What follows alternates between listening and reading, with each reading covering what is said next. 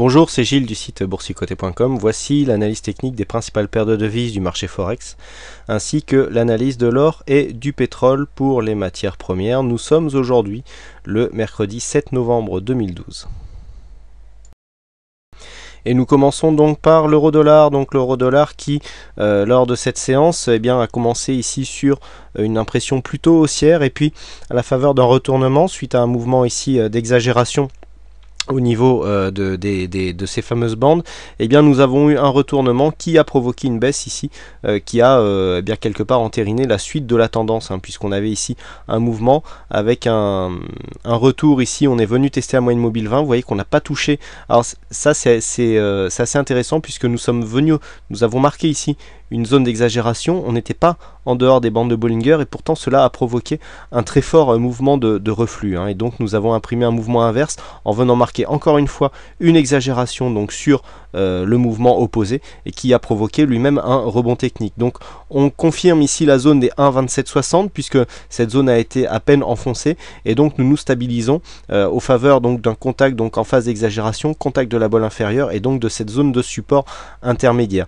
Donc l'euro-dollar reste dans une tendance baissière. Maintenant, le niveau d'invalidation se situe ici sur un dépassement possible des 1,2776, le plus haut de la journée, et l'euro-dollar donc reste ici au sein de cette tendance, puisque nous n'avons pas inversé le sens d'évolution de cette tendance. Et donc malgré ici cette sortie de trend qui avait été pourtant quasiment confirmée, puisqu'on avait été venu égaler ici le point haut, le dernier point haut significatif, finalement les cours redescendent et continuent donc à persister dans une tendance baissière.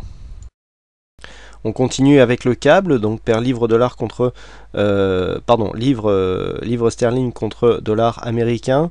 Nous avons ici le câble qui s'installe dans une tendance baissière. Alors pour l'instant c'est pas encore très net. On a une petite cassure ici d'un précédent point bas. Vous voyez ici ce point bas qui se situe à 1,6006. On l'a cassé ici sur cette phase. On a marqué ici une zone. On est venu marquer ici une phase dynamique le long de la bande de Bollinger inférieure.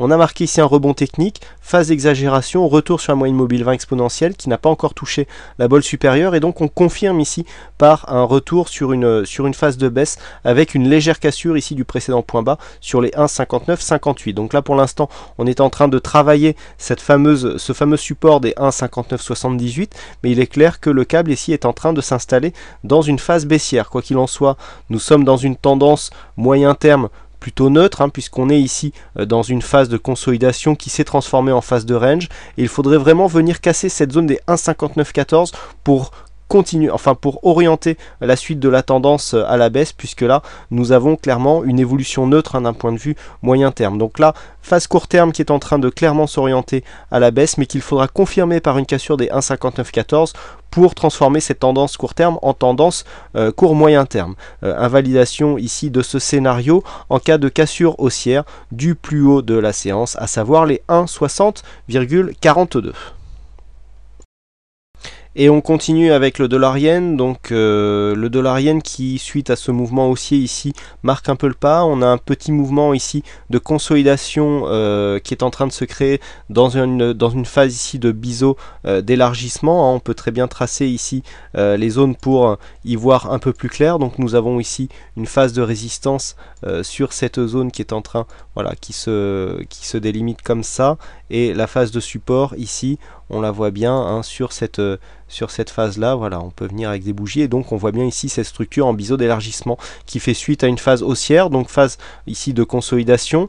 Si on enlève ici ces Fibonacci pour mesurer la tendance directe, nous nous apercevons que tout simplement nous sommes en train de tester cette zone des 61,8. Donc là la possible phase de consolidation ici, normalement en cas d'une vraie phase de consolidation, devrait être arrivée à son terme. On voit d'ailleurs que cette zone a déjà fait office de point de retournement, puisqu'on a ici un point bas qui se fiche sur cette zone et qui remonte. On est venu retester ici la zone du haut du biseau pour redescendre. Donc séance très volatile, volatile par rapport à ce qui se passe d'habitude sur cette paire de devises, et donc là nous sommes en train de travailler cette zone de retracement. Donc en cas de dépassement ici, on pourrait revenir valider un contact avec la base des retracements à 100%, à savoir les 79,27. Par contre, un rebond nous mettrait dans une possibilité d'attaque directe de cette zone. Donc ici, ce scénario serait confirmé par une attaque et une cassure de cette zone de résistance, qui donc confirmerait le fond de la tendance qui reste haussier, puisque nous avons ici une configuration qui, même si elle n'est pas survendue, nous donne un potentiel plutôt haussier en direction de cette résistance. Bon, bien sûr, une cassure ici des 79,70 invaliderait ce scénario de reprise haussière.